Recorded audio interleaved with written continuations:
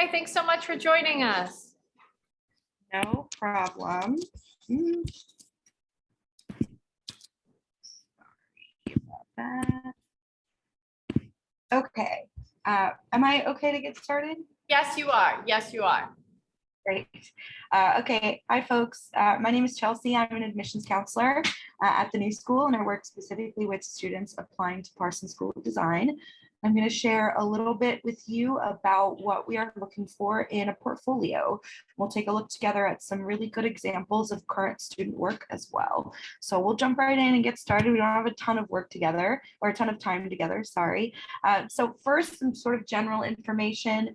Parsons is looking for 8 to 12 slides of work with descriptions. It's better to think about those slides as pages. You get 8 to 12 pages. You can do whatever you want with those pages. So if you want to put a photo series on one page and a collage on another, you're certainly welcome to do that. Any form of visual media is welcome: painting, drawing, sketches, sculpture, anything you like, regardless of the major that you're applying to. You should show lots of experimentation, lots of risk taking. Everything is submitted online. We do also have a school-specific requirement called the Parsons Challenge, which I'll talk a little bit more about. None of you are transfer applicants, so you can ignore that little note at the bottom. But those focus questions on the right-hand side, that's sort of what I'll use to move us through our presentation today. So we'll talk about building personal work, displaying it properly, using the limited space that you have as best as you can with those different forms of media that you're submitting, documenting all of that work properly, and then taking a look at the bigger picture and the curation of your portfolio as well.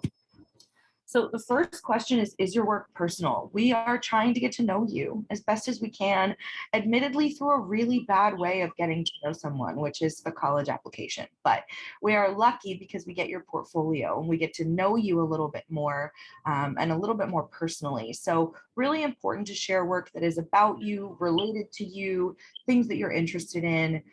This student, for example, is making work about the stomach aches that they would get when they would think about their body dysmorphia. Really wonderful way to share a little bit more about who this person is and the kinds of things that are interesting to them to make and actualize through an artistic medium. Kind of similarly, Emily's telling us a little bit about who she is here. She grew up in an Asian American household internationally, and so she's using these different threads of yarn to kind of create these different layers to her skin tone and her personality. And so again, really great way to kind of share more information about who you are, making it really personal. We're looking for personal work from you. Another cool example of some personal work, Linda made some lathe cut records. These are screenshots or pictures of places that she grew up, and she put them with film and polycarbonate onto lathe cut records. So again, really just cool personal element here, much more interesting, much more engaging than observational work, which we'll talk more about in just a moment. And by just a moment, I mean right now. Observational work is not required at Parsons. We are not looking for traditional observational work. That is not really the kind of thing that we are interested in seeing from you. What I mean by observational work, those are still lives, figure drawings mostly. This student, Matthew, for example, instead of drawing these items, he stuck them onto a cutting board and he painted them, he spray painted them. And he actually wrote in his description of this piece a really moving description about growing up in an Italian American household and how each of these items really sparked a memory for him, a recipe that maybe he made with his families, with his mom or his dad. So really observational work, not what we are looking for at Parsons. Finding other ways to make that observational work more engaging and more personal, more about you, is very, very welcomed. Another cool way, kind of just another cool example of changing around traditional observational work. You can actually see Hillary here in the bottom left-hand corner. She's holding a camera up to the mirror and drawing what she sees, and she's injecting a little bit more imagination and personality into this. By out her window, we can see little fish swimming by, and then out the front door on the right-hand side, a whole coral reef with animals and creatures. So she's still drawing the world around her, but again, she's injecting a little bit more creativity and a little bit more imagination into what she's creating. So next focus question is, how are you displaying your process? Process is really important for some applicants, for some majors, right? we don't need to see your process if what you're doing is submitting an oil painting. We're really familiar with paint, how it dries, how long it takes. But if you're an architectural design student, a fashion design, interior design, or product design like Dermawan, this student, seeing your process can actually be really helpful for us. So we can see here that Dermawan did some super rough, just graphite pencil drawings. And then he's done some mock-ups with full ring paper on the right-hand side. And then we can see sort of on the left there, a flattened, like a flat pack version of this, this product which he has designed, which is for tea. And then we can see the final finished piece in the top right-hand corner. If I had one suggestion for Dermawan, it would probably be to make the final finished work just a little bit bigger. We do want to see final finished work as large as possible, but this is a great way to show us your process. And another example, process looks different depending on what you're making and depending on what kind of artist you are, right? So for this student who did an outdoor installation that's also kind of a self-portrait, they submitted the final finished work, which we can see on the right-hand side. And then on the left, we can kind of see their planning, their process, what they were thinking. There's actually 3 different iterations of this final finished piece, and you can see them where those red arrows are. So for us as the admission team, it's just neat to see the way you're moving through your process, how you're problem solving, if you're coming up against something that doesn't work, how you're moving through that, and how you're learning from it. So again, in some moments, it can be really helpful for us to see your process. If that process really informs the final finished piece, then we want to see it. Another example of process, Tamina actually drew the people that she saw on the bus. And this was cool because why we enjoyed seeing it was because we kind of are seeing her problem solve in the moment. She's moving these characters around. We're just seeing the underdrawings right now in this video, but it's neat to see where she's starting. We can see that really good base where she's sketching out the features of the people. She's moving people around, and then we'll start to see some colorization in a minute, but it's just neat to see her process and how she made this. So again, though, I will remind you that it's not necessary to show us your process in every single moment. Keep that in mind. Next question is, are you using space effectively? You have 8 to 12 pages with which you can do whatever you want. Admittedly, 8 to 12 pages is not a lot, especially if you're a really prolific maker, if you're making a ton of stuff in class and at home, if you have a really cool sketchbook, which we'll talk more about in a moment, but really important to remember not to overcrowd these pages. We are not really able to zoom in the way that we view your portfolio. So it's important that if you want something to be large and if you want us to see it, you need to make it quite large. So I like what Alice did here. This is one page from her portfolio. You can see it's a photo series called Baptism. Really cool use of lighting. I like the angles. I like the way she's using clearly the self-timer. One thing that I will note is that if she had added another column on either side of 3 pictures or another row on the top or the bottom of 3 pictures, it would be far too crowded on this page, right? So really important that she kind of stopped where she was and that we get this beautiful view of this collection or this series of photographs. So really important to remember not to overcrowd your pages.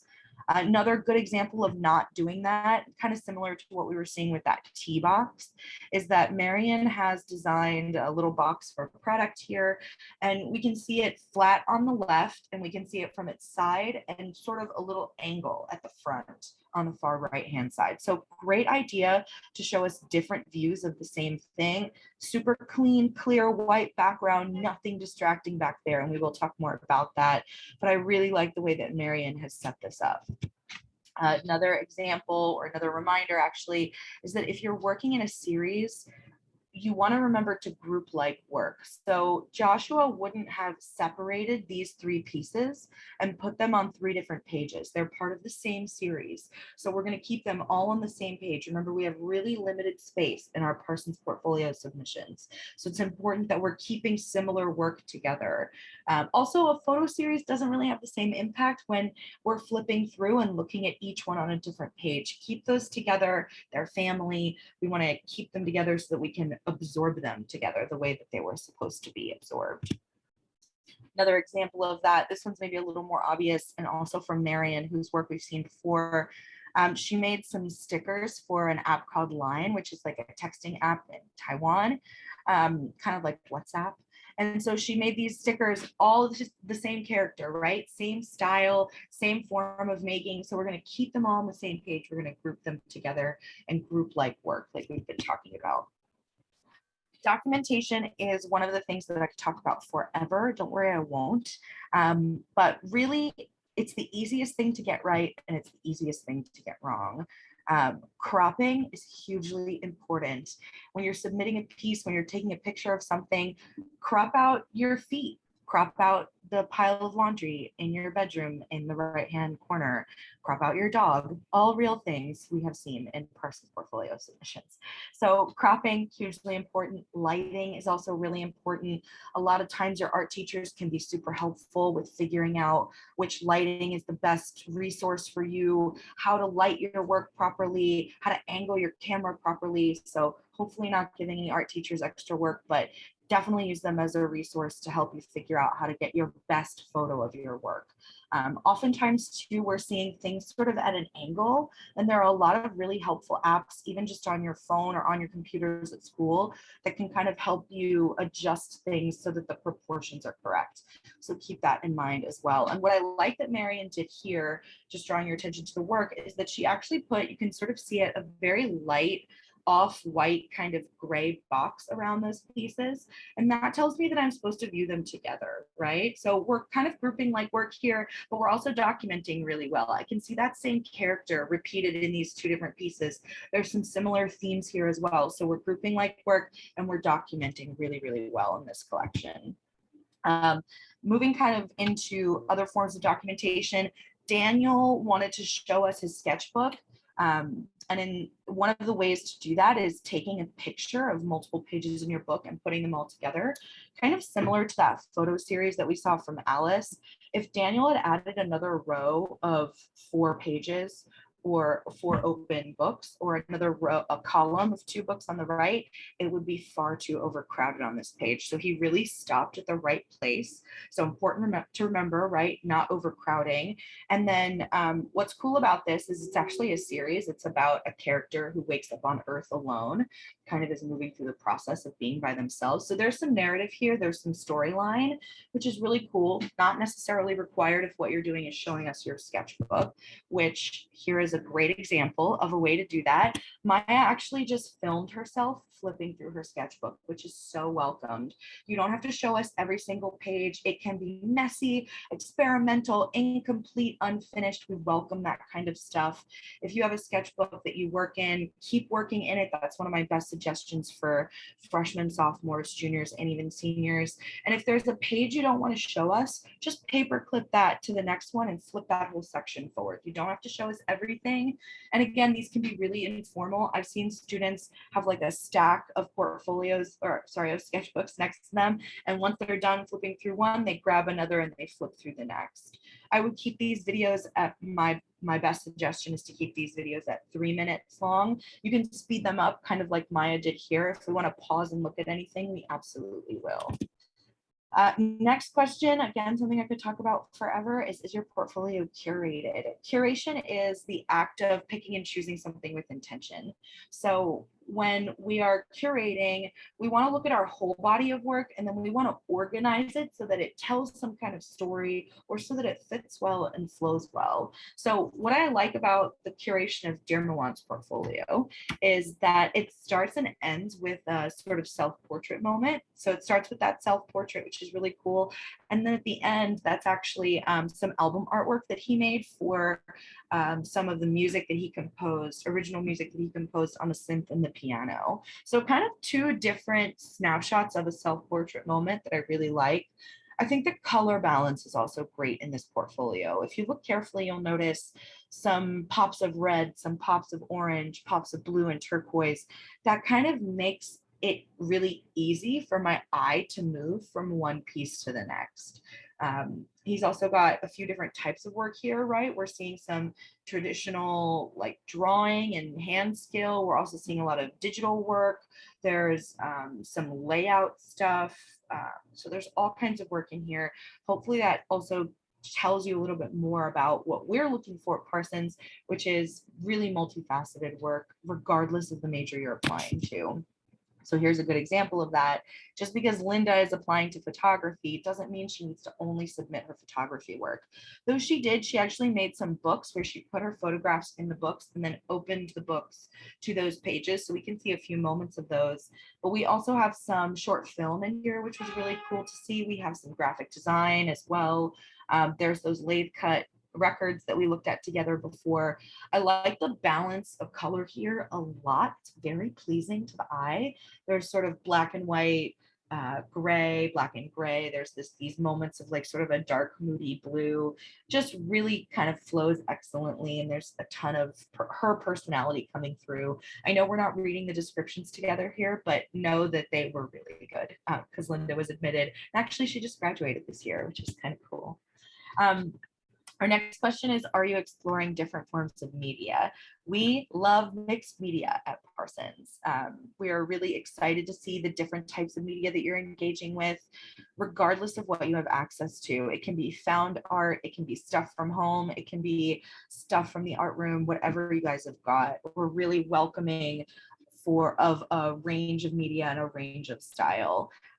Remember too that we recognize that the work you are making is broader than what you are applying to. So if you're applying to the fashion design program, for example, we're super excited to see your fashion design work, but we're also really excited to see what you can make with some found art or some hand drawing examples. We're really excited to see that too.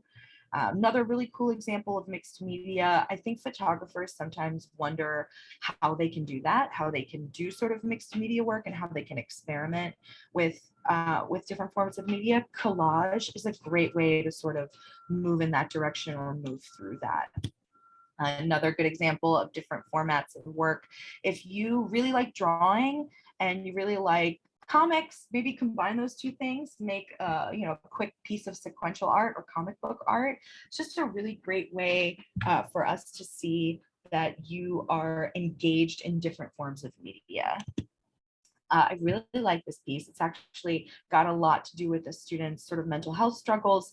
But what I love is the texture that they were able to create. They actually took sawdust and texture paste and mixed it with their acrylic paint. And so in the bottom right-hand corner and sort of in some of those moments on the face, you can see some really cool texture that comes out really well because it's lit really well, right? Like the lighting is really good. So we're able to pick up on that texture. It's also cropped beautifully, right? So we're kind of starting to see a lot of the things that we've been talking about flowing into these successful examples of portfolio work. This is just sort of a quick reminder, and I was sort of talking about this before, but regardless of the major you are applying to, we engage you to experiment and explore different forms of media. So what Lauren did here, and I have sort of a little video here, she made this dress out of saran wrap or cling film and a water pump system. So when she turns it on, the dress actually cries and that water creates some really cool rivulets and like patterns and movements across the dress because water and plastic kind of makes an interesting combination. So not a single stitch here, right? Not a single use of the sewing machine, which is actually really cool. You don't have to have those sewing machine skills. A lot of students don't have access to sewing machines at school. I never did.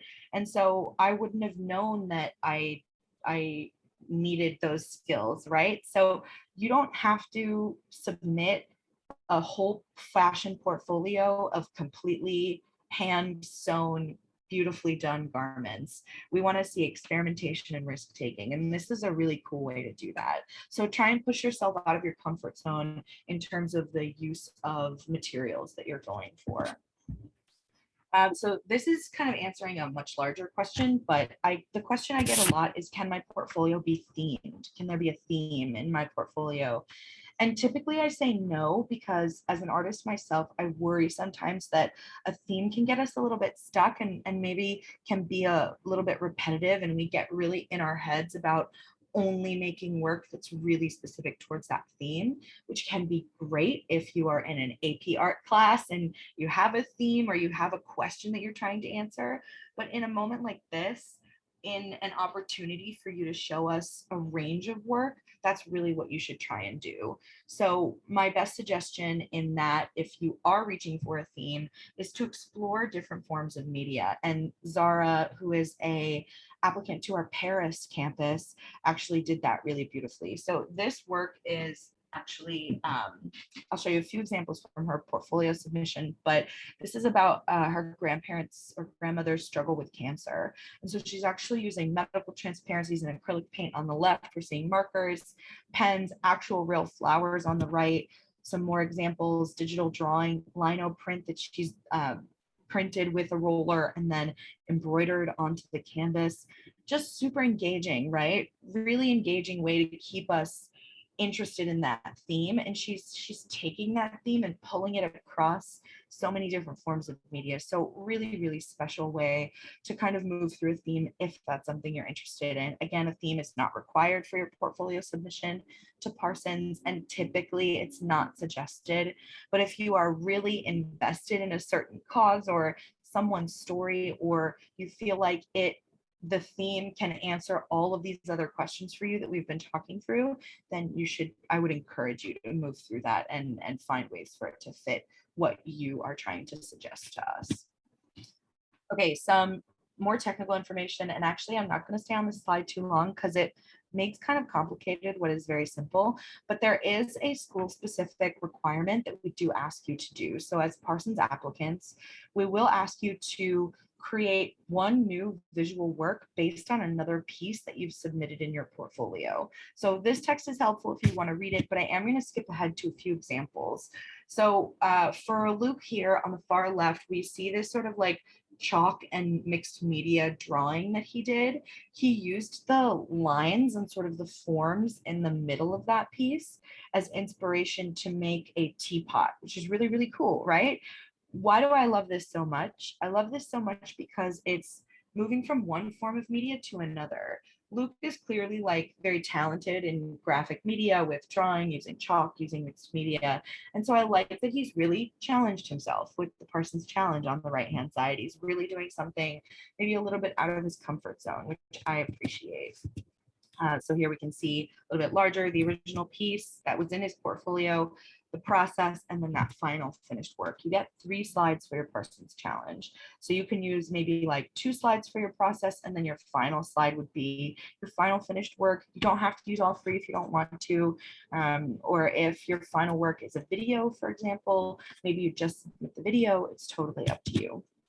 Another example of a really cool Parsons Challenge is this one from a student who used a poster from a walkout that she participated in at school over school shootings as inspiration for this piece in the bottom right-hand corner. And I'm actually going to move through that. So this is the original work. It was a poster that she made and carried at her school walkout. And then she used that poster as inspiration for her final finished work, which is sort of like a graphic design photography combo piece. And for her process, she actually submitted this video, and that's her mom there helping her set everything up. So she submitted this video, really cool example. This is not her final finished work, right? She's just sort of showing us how she built this, what she made. And this also gives us a better sense of what graphic media she's using. So we can see like what the photograph she took, and we can tell from this process video what graphics she superimposed onto the photograph. So we can see here that those red lines, right, are what she superimposed. And she used that high contrast. It looks like she went over the no one is listening a little bit tighter with maybe some kind of digital paint tool, but really cool example of a Parsons Challenge and very poignant. Another example of really cool Parsons Challenge inspiration on the far left, which is this photograph from Alice, whose work we've seen before. And then this is her process piece. So again, a really different example of process than the last 2 that we've seen. This is sort of some research. She's got some writing. She's got some mock-ups in the bottom right-hand corner. She does have her final piece on here, but this is about Victorian ruff collars, and she actually made one and then took a few pictures of herself to show us that. So this is that final finished work. So hopefully that gives you an idea of sort of what the Parsons Challenge is. Remember, you take a current piece that exists in your portfolio and you use it as inspiration for a new visual image. Okay, that is just about all from me. If you have questions about your portfolio, if you would like to email us with questions just about Parsons, you are so welcome to do that. You can email us at thinkparsons@newschool.edu. And if you have specific questions for me, since we've kind of met, you can email me as well. My name is Chelsea. I'm an admissions counselor. I live here in New York City, and I've been at Parsons for almost 5 years. So if you have questions, I'm so happy to answer them for you. Thanks for listening. Thank you so much. Thank you so much for taking the time. That was such a great presentation. Such a helpful, great resource to our students. So thank you so much, Chelsea. Have a great day, and we'll be in touch.